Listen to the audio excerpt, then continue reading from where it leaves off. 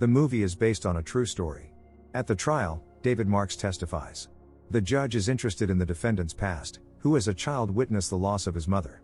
This left an imprint on David for the rest of his life. Further events take us to New York, in 1971. Young David Marks is the son of a very influential man who once met a simple girl named Katie. The girl had recently moved from Long Island, where she lived with her mother. Katie immediately attracted David's attention, so he decided to invite her to a social party. The father was unhappy that his son as always was late.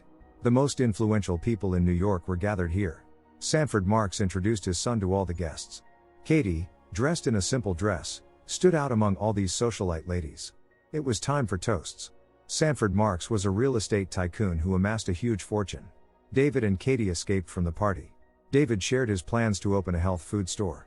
Katie in turn revealed that she wanted to attend medical school, but the father's passing changed her plans. Since then, the young people have been inseparable.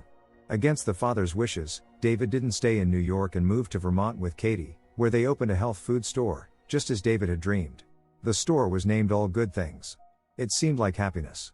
Sanford didn't oppose the son's relationship with Katie, although she would never be one of them. But what truly upset Sanford was the fact that his son rejected a career in real estate. Katie began to notice that David often talked to himself. But at first Katie didn't think much of it. David and Katie spent the holidays with her family. No one expected that they would ever sit at the same table with someone from the Marks family.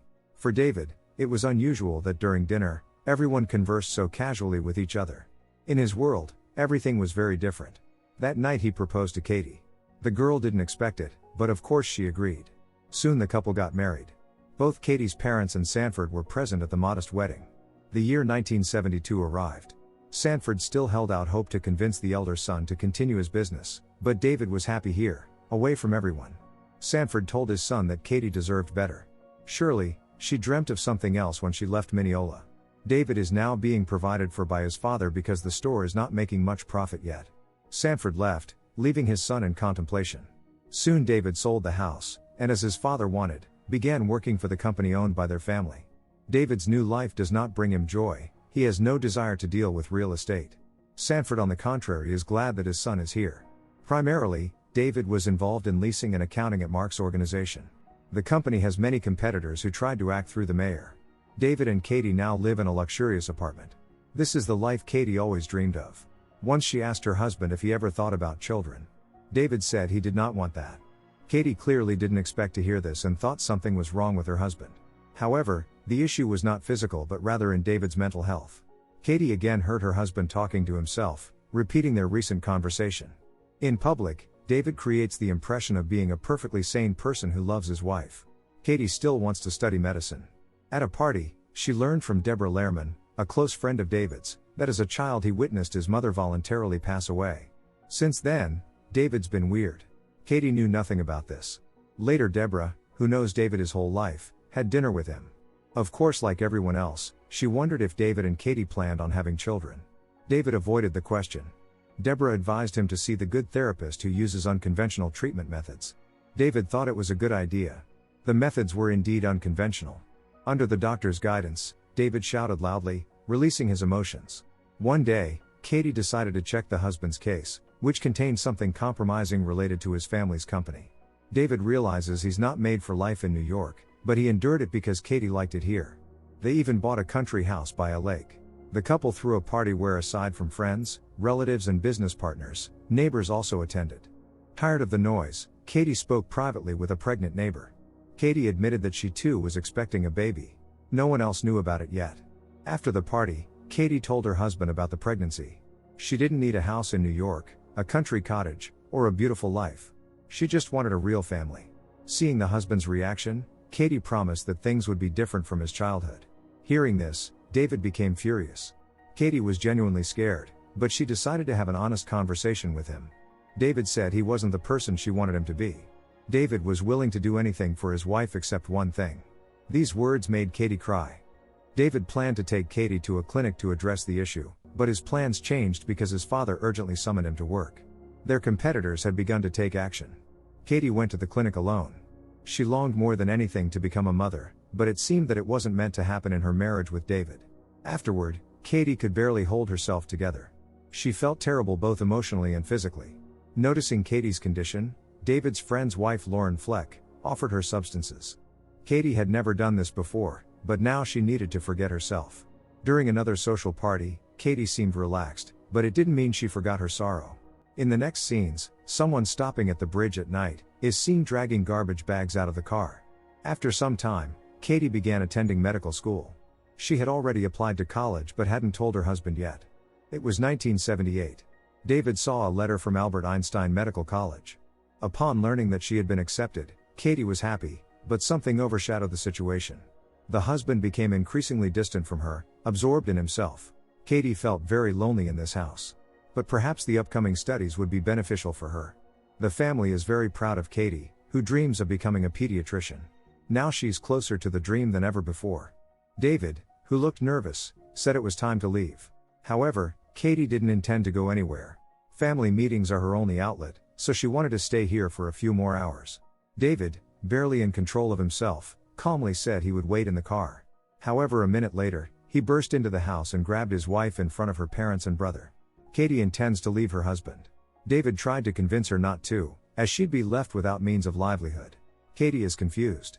She loves her husband but doesn't really know him. Ultimately, Katie decided to stay until she figured out what to do. The next day, she found her cards blocked. After consulting with a lawyer, Katie learned that her husband receives all funds from various trusts, meaning he essentially has no money of his own. Therefore, in the event of a divorce, Katie would get nothing. The lawyer advised Katie to find a way to influence her husband. This was the only way she could expect compensation. At dinner, Katie tried to act as if nothing had happened. She didn't want the husband to guess what she was planning. In the middle of the night, Katie ran straight through the window to the neighbors, saying she was afraid to be at home. The neighbors were going to call the police, but Katie asked them not to. Later, David calmly explained that they just had an argument. To avoid making matters worse, Katie returned home. Her life had turned into a nightmare. But she was determined to act and once visited David's office to find dirt related to the company's financial activities. David was already returning. However, Katie managed to find what she needed and escaped. Of course, she left traces behind. Katie knows that the most challenging part lies ahead.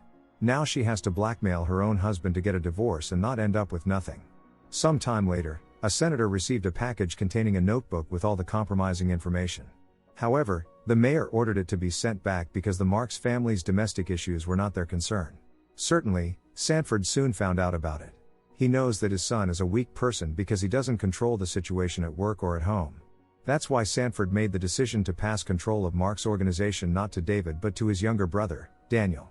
Although David didn't show it, he was glad. He never wanted to become the head of their company. 10 years of marriage are behind Katie. Now she wants to continue living without David and take care of herself.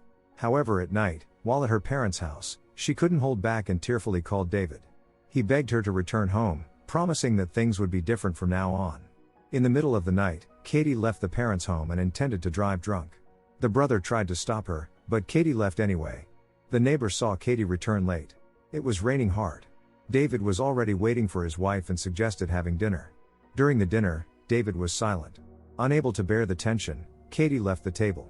The husband followed her. The neighbor couldn't sleep. Looking out the window, she saw something happening in the Marks shed. Early in the morning, David met with his father at their old house. David initiated this meeting. He misses his mother greatly, believing that his father bears responsibility for what happened to her. Sanford told the son that his mother was very ill. But David disagreed, because it wasn't always like that. He kept asking his father why he let him see it and didn't take him into the house that day. Sanford couldn't listen to this anymore and wanted to leave, but the son didn't allow it. Then Sanford confessed that he thought if his wife saw that their son was downstairs, she wouldn't take a step off the roof. Sanford was going to bed and advised the son to go back home to his wife. David said she's no longer there. Now he is just like his father. Understanding that the worst has happened, Sanford tried to get an explanation from his son, but David simply left. In the present, David is testifying in court. According to him, on the eve of Katie's disappearance, they were at the lake house. Then Katie took a train to the city, and David hadn't seen her since. It was 1982. However, according to witnesses, Katie was seen later the same evening at their city apartment. Also, a doorman claimed to have seen her making a call and getting into a taxi the next morning. The police took the disappearance of Katie seriously. David was not among the suspects. The Marks family offered a $15,000 reward for any information on Katie's whereabouts. Katie's family was devastated and tried to find her on their own. However, These searches led to nothing.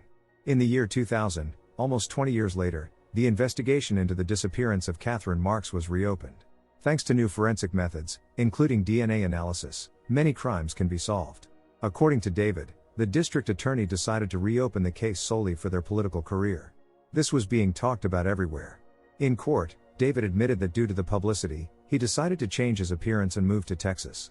He wanted to stop being David Marks, so he lived there under the guise of an elderly woman. It was then that David met Melvern Bump. To avoid giving himself away, David pretended to be mute.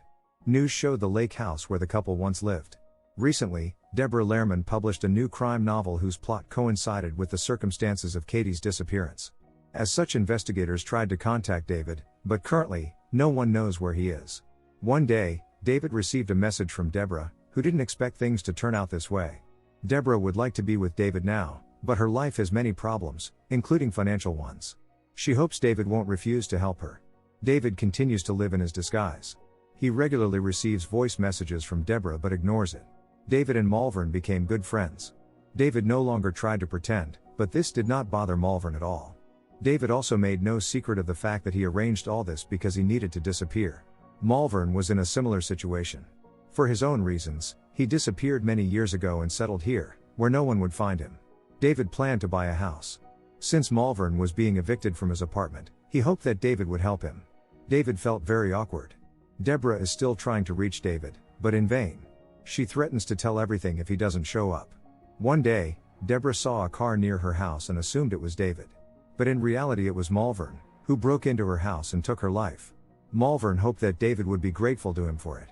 The news was talking about the strange circumstances of Deborah Lehrman's death, whom the district attorney was going to question about Katie. Sanford saw this on TV. He was already very old and feeble. The story of Katie's disappearance made influential people nervous again. David stopped answering Malvern's calls, who realized that the friend had deceived him. In reality, David had no intention of buying a house to live with him. One day returning home, David discovered that Malvern had been evicted. Now, Malvern was at David's apartment and behaving as if he were at home. A fight broke out between the men. In the end, David took Malvern's life, but according to him, it was self-defense that led to an unfortunate accident. Malvern's gun accidentally went off. David didn't call the police because he knew no one would believe him because of his past. That's why he got rid of the evidence by throwing it into the river. In court, David denied his involvement in what happened to Deborah, as well as Katie's disappearance. However, in the past, his father was close to solving it when he suspected that his son had left Katie lifeless in the trunk of her own car. But no one ever found out if that was true. Then, a voiceover narrates that David Marks' testimony in the Malvern Bamp case convinced the jury it was self-defense. No charges were ever brought in Deborah Lehrman's case. Shortly before Sanford Marks's passing, David visited his father one last time. Katie Marks is still considered missing. Don't forget to subscribe to our channel not to miss more exciting new products. Also, the authors will be pleased if you leave your opinion in the comments.